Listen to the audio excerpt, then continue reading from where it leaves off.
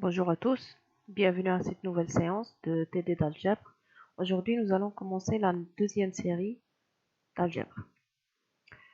Alors, dans cette série, nous allons voir des opérations sur les matrices. Alors, premièrement, une matrice, c'est quoi? Une matrice, c'est tout simplement un ensemble d'éléments qui sont organisés en lignes et en colonnes. Donc, si je prends par exemple la matrice que nous avons là, c'est une matrice qui est composée de 3 lignes et de 2 colonnes. Et chaque élément de cette matrice-là, il est représenté par le numéro de la ligne suivi par le numéro de la colonne. Si je prends par exemple le nombre 7, c'est l'élément numéro, c'est l'élément M indice 3, 2. C'est-à-dire que ça se trouve dans la troisième ligne. On commence toujours par l'indice de la ligne suivi par l'indice de la colonne. Par exemple, cet élément-là, l'élément 7, c'est l'élément 3 et 2. Si je prends l'élément 3, cet élément-là, ça, c'est l'élément M, indice 2, 1. Donc ça, c'est M, indice 2 et 1. C'est-à-dire que ça se trouve à l'intersection de la ligne numéro 2 avec la colonne numéro 1. Alors, dans l'exercice 1, on nous demande de calculer la transposée de chacune de ces matrices. Commençons par la matrice A. La matrice A, sa transposée, donc on la note A avec un petit t exposant. Donc ça, c'est la transposée de A, c'est-à-dire transposée de cette matrice-là. Donc on calcule la transposée d'une matrice en remplaçant les lignes par les colonnes. C'est-à-dire que si je prends par exemple cette première colonne, dans la transposée, elle devient première ligne. Donc une matrice qui a 3 lignes et 2 colonnes, elle devient une matrice avec 3 colonnes et 2 lignes. Donc si je prends par exemple pour cet exemple-là, la transposée de A, c'est on a pris la première colonne et on l'a rendue première ligne. Donc ça, c'est devenu la matrice moins 3, 0, 1. Et la deuxième ligne, c'est la deuxième colonne de notre matrice A. Donc c'est 2, 4, moins 1. Donc chaque colonne, elle devient une ligne, ou bien chaque ligne, elle devient une colonne. Donc continuons avec les autres matrices. Si je prends la matrice B, donc c'est une matrice qui est composée de 2 lignes, 3 colonnes. Donc la transposée, elle va comporter 3 lignes et 2 colonnes. Donc ça devient notre première colonne 3, 2, 5, 2, elle devient ligne. La deuxième colonne 7, 1, elle devient deuxième ligne. Et la troisième colonne moins 4, moins 6, elle devient troisième ligne qui est moins 4, moins 6. Alors continuons. Pour la matrice C, donc c'est une matrice qui comporte 3 lignes et une seule colonne. Donc ce genre de matrice, on les appelle matrices colonnes. Donc la matrice qui est composée de 3 lignes et une seule colonne, sa transposée, elle va comporter une seule ligne et 3 colonnes. Donc la colonne que nous avons là, donc cette colonne-là, c'est devenu une ligne. On continue. La transposée de D, donc D c'est une matrice carrée. Donc lorsqu'on a le même nombre de lignes, c'est le nombre de colonnes, on appelle ça une matrice carrée. Donc ça, c'est une matrice carrée d'ordre 3, c'est-à-dire elle comporte 3 lignes et 3 colonnes. Donc la transposée, bien sûr, c'est le même principe. Chaque colonne de D, elle devient une ligne dans le transposé de D. Donc la première colonne 2, moins 6, 5, elle a pris la position de la première ligne 2, moins 6 et 5, et ainsi de suite. Donc cette matrice, entre parenthèses, cette matrice D, on remarque que les éléments qui se trouvent, donc ça, les éléments qui se trouvent sur cette ligne-là, on l'appelle la diagonale. Donc ça, ce sont les éléments de la diagonale. D, c'est une matrice triangulaire inférieur, c'est-à-dire que les éléments qui se trouvent en bas de la diagonale sont non nuls et les éléments qui se trouvent au-dessus de la diagonale sont tous des éléments nuls. C'est-à-dire que notre matrice, c'est comme si elle prend une forme de triangle. On appelle ça une matrice triangulaire inférieure. Et bien sûr, puisque c'est une matrice triangulaire inférieure, sa transposée, elle devient matrice triangulaire supérieure. Donc, continuons. La matrice E. Donc là, vous remarquez que la matrice E, c'est une matrice triangulaire supérieure parce que les éléments qui se trouvent en bas de la diagonale sont tous des éléments qui sont nuls. Donc ça, c'est une matrice triangulaire supérieure. Bien sûr, sa transposée, ça sera une matrice triangulaire inférieure. Donc c'est le même procédé. Si on veut la transposer de E, la première colonne 2, 2, 0, 0, elle devient ligne 2, 0, 0. Deuxième colonne 7, moins 1, 0, elle devient la ligne 7, moins 1, 0. Et troisième colonne 3, 9, 5, elle devient troisième ligne qui est égale à 3, 9 et 5. Exercice 2. Déterminer les valeurs des constantes pour que A soit symétrique et que B soit antisymétrique. Alors, qu'est-ce que ça veut dire d'abord? Une matrice qui est symétrique et une matrice qui est antisymétrique. Donc, on a soit M, une matrice quelconque. M, elle est dite symétrique si la transposée de M, c'est égal à M. Et elle est dite antisymétrique si la transposée de M, c'est égal à moins M.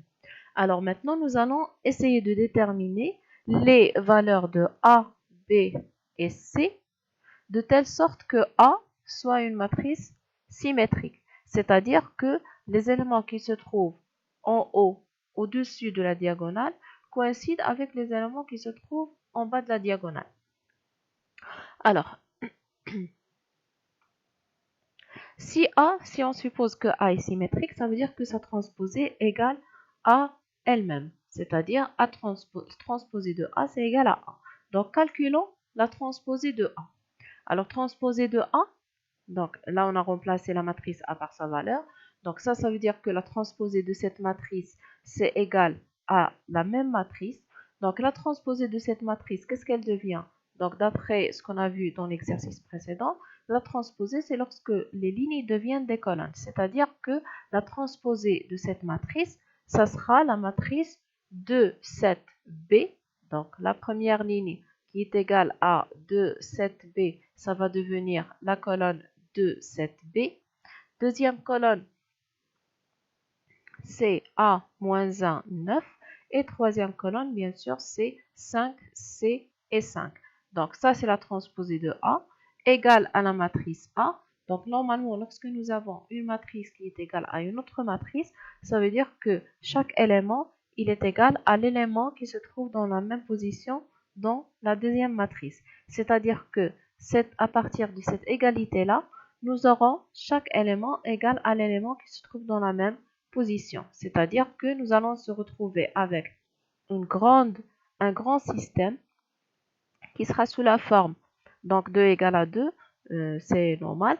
On a le A qui est égal à 7, 5 qui est égal à B, 7 qui est égal à A, moins 1 égale à moins 1, C égale à 9. Donc ça nous donne le système A égale à 7, le B, ça sera 5, et on a le C, donc C, ça se trouve dans la troisième ligne, deuxième colonne, c'est égal à 9, qui se trouve dans la même position, c'est-à-dire troisième ligne, deuxième colonne. Alors, passons maintenant à la matrice B. Dans l'énoncé, on a dit que B, elle est antisymétrique, c'est-à-dire que la transposée de B est égale à moins B. Remplaçons B par sa valeur, ça nous donne la transposée de cette matrice qui est égale à B, c'est égal à moins fois la matrice B. Donc, commençons d'abord par calculer la transposée de cette matrice. Donc, c'est le même principe, on a les colonnes qui deviennent des lignes. Donc, on a la colonne AVE2, elle devient la ligne AVE2 et ainsi de suite. égale à moins la matrice. Donc, pour les matrices, lorsqu'on multiplie une matrice par un nombre, il faut multiplier tous les éléments de cette matrice par ce nombre-là. C'est-à-dire que là, si on a multiplié la matrice par moins 1, c'est-à-dire que chaque élément, il sera multiplié par moins 1, ce qui va nous donner cette matrice-là. Donc là, on a une matrice qui est égale à une autre matrice. Donc forcément, chaque élément va être égal à l'élément qui se trouve dans la même position. Donc ce qui va nous donner le système, on a A qui est égal, donc A qui est égal à moins A. On a V qui est égal à moins 3. E égale à 1. 2 égale à moins Q. Alors, on continue. On a 3 égale à moins V. On l'a déjà fait. B qui est égal à moins B. 5 égale à R. À moins R. P égale moins 7. Moins 1 égale à moins E. R égale à moins 5. On en a déjà parlé. C qui est égal à moins C. 4 égale moins W. Alors, Q, on n'a pas encore marqué le Q. C'est égal à moins 2. 7 égale à P, à moins P. W égale à moins 4. Et le D qui est égal à moins D. Donc, voilà les égalités dont on aura besoin pour calculer les variables qui manquent. Donc là, puisque ici, dans le système, puisque le A, il est égal à moins A, ça veut dire que si on fait passer le moins A de l'autre côté, on aura 2A égale à 0. Donc, ça veut dire que A égale à 0. V égale à moins 3, E égale à 1, Q égale à moins 2. Donc, la même chose pour le B. On a B qui est égal à moins B, donc le B c'est égal à 0. R égale à moins 5, P c'est moins 7. C égale à moins C, ça veut dire que C, c'est nul. W, c'est moins 4. Et finalement, on a le D qui est égal à moins D. Donc, le D, ce sera égal à 0. Ce qui va nous donner finalement la matrice B qui est sous cette forme. Donc, entre parenthèses, pour les matrices qui sont antisymétriques, ce sont des matrices telles que la diagonale, elle est toujours nulle. Et on a les éléments qui se trouvent au haut de la diagonale. Donc, les éléments qui se trouvent au-dessus de la diagonale sont égaux à moins les éléments qui se trouvent en dessous de la diagonale. Donc, remarquez que là, on a 3. Donc, ici, on aura moins 3. Moins 1, donc l'élément qui se trouve opposé à moins 1, ce sera 1. Et moins 2, l'opposé, ce sera 2 et ainsi de suite. Alors, deuxième question, soit A, une matrice d'ordre 4, c'est une matrice qui est carrée. Déterminer une matrice B symétrique et C antisymétrique telle que A égale à B moins C. Donc là, on cherche à déterminer deux matrices B et C telles que B est symétrique, C est antisymétrique et la matrice A c'est égal à B plus C. Donc premièrement, nous allons poser ces deux matrices B et C. Normalement, on ne sait pas quelles sont, on ne connaît aucune valeur de B et aucune valeur de C. Tout ce qu'on sait, c'est que ça sera des matrices d'ordre 4, puisque A est égal à B plus C. A, c'est une matrice carrée d'ordre 4, donc forcément, B et C seront aussi des matrices d'ordre 4.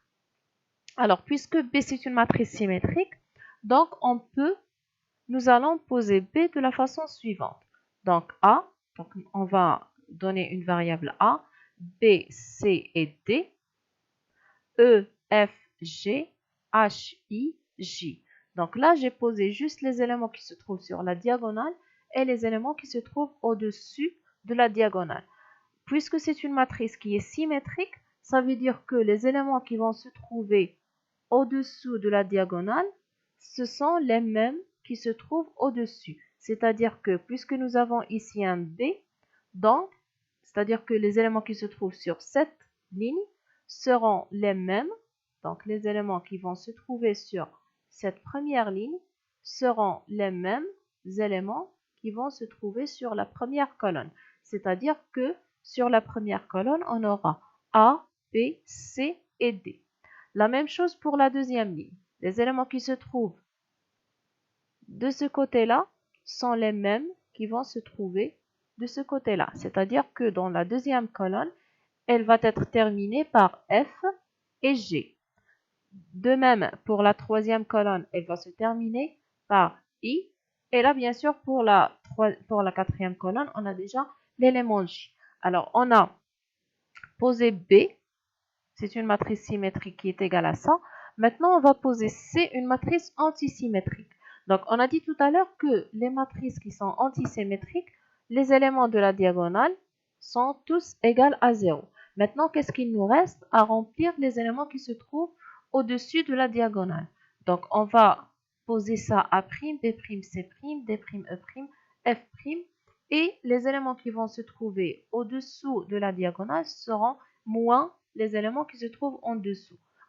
C'est-à-dire que, puisque là on a 0, A', B', C', donc dans la première colonne, on aura moins A', moins B', moins C'. Pour la deuxième colonne, elle va se terminer par moins D', moins E', et pour la troisième colonne, elle va se terminer par moins F'. Donc on a posé B et C sous cette manière. Reste maintenant à déterminer les valeurs de ces différentes variables. Alors, qu'est-ce qu'on sait? On sait que A, c'est égal à B plus C. Donc, remplaçons chacune de ces matrices par leur valeur. Donc, on a le A qui est égal à, voilà la matrice A, la matrice B et la matrice C. Donc, nous allons maintenant calculer la somme de ces deux matrices. Ça va nous donner A plus 0. Donc, lorsqu'on fait la somme de deux matrices, c'est la somme de chaque élément avec l'élément qui se trouve sur la même position. Donc, ça nous donne A plus 0. Pour ce deuxième élément, on aura B plus A'. Troisième, on aura C plus B'. Quatrième, D plus C'.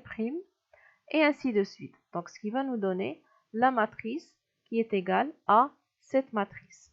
Donc, maintenant, à partir de là, on aura un grand système tel que, alors, premièrement, on aura 9 qui est égal à A plus 0, 2 qui est égal à B plus A', 1 qui est égal à C plus B', moins 6 qui est égal à D plus C', et ainsi de suite. Donc, ce qui va nous donner la matrice, donc 2C, B plus A', 1C, C plus B', et ainsi de suite. Donc, ça nous donne un système qui va comporter toutes ces variables avec toutes ces équations.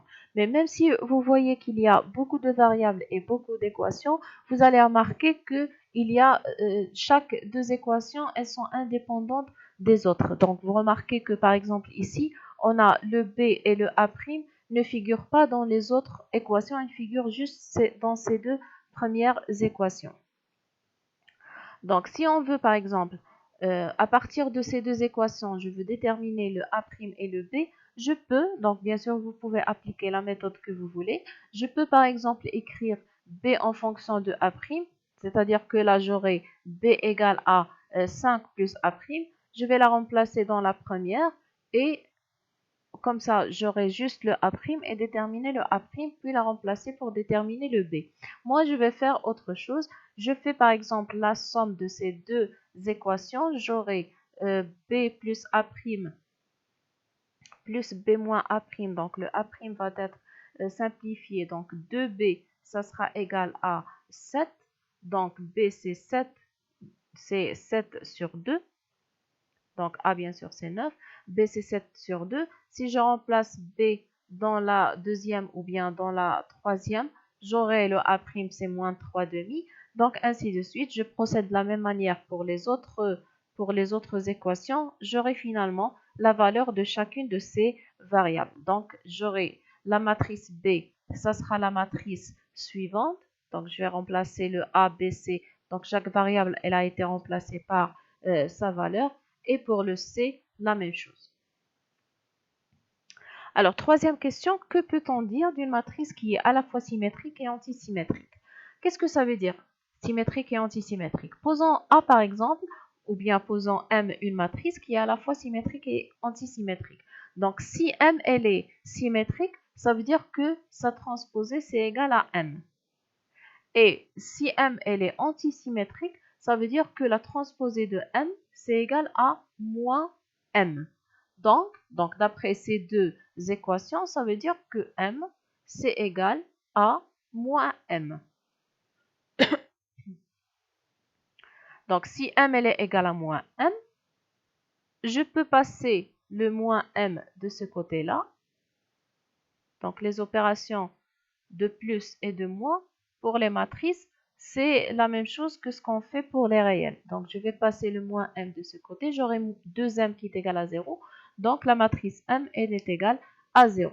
Donc, qu'est-ce que ça veut dire ça? Ça veut dire que les matrices qui sont à la fois symétriques et antisymétriques, ce sont les matrices qui sont nulles. Une matrice, elle est dite nulle si tous ses éléments sont égaux à 0. Alors, passons maintenant au troisième exercice. Soit les matrices A égale à moins 3, 0, 1, 2, 4, moins 1 et B c'est 1, 0, 1, 2, 1, 1.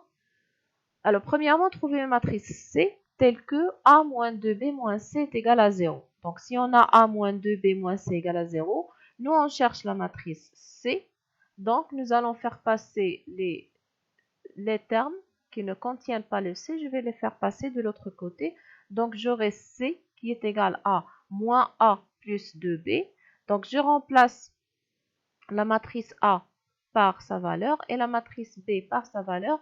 Et après, on procède à la somme. Donc, comme je vous ai dit tout à l'heure, lorsqu'on fait la somme de deux matrices, ça sera, on va faire la somme de chaque élément de la première matrice avec l'élément qui se trouve dans la même position dans la deuxième matrice. Donc, premièrement, je vais multiplier par moins 1 tous les éléments de C. Je vais multiplier tous les éléments de A et je vais multiplier par 2 tous les éléments de B. Donc, ça nous donne cette matrice plus la deuxième, ce qui va donner finalement 3 plus 2, c'est 5, moins 2 plus 4, c'est 2, 0 plus 0, c'est 0, et ainsi de suite. De la même façon, nous allons déterminer la matrice D dans la deuxième question. Donc, on a A plus B plus C moins 4D, c'est 0. Donc, je vais faire passer ces éléments-là de l'autre côté. J'aurai 4D, c'est égal à A plus B plus C. Donc, je vais remplacer.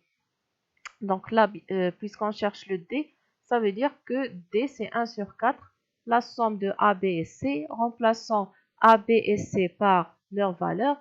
Après avoir fait la somme de ces trois matrices, on aura finalement D qui est égal à 1 sur 4, 3, 0, 3, 6, 3, 3. Donc, on peut garder le résultat sous cette forme, comme on peut continuer et diviser tous les éléments par 4. Donc, nous, on va garder cette matrice sous cette forme-là. Donc, avec ça, nous avons terminé cette séance. Donc, vous avez vu que la somme et la soustraction pour les matrices, elles se passent de la même façon qu'on a vu pour les vecteurs, mais en ce qui concerne le produit, donc ça sera autre chose. Donc, ça fera l'objet de l'exercice qui va suivre. Donc, à la prochaine.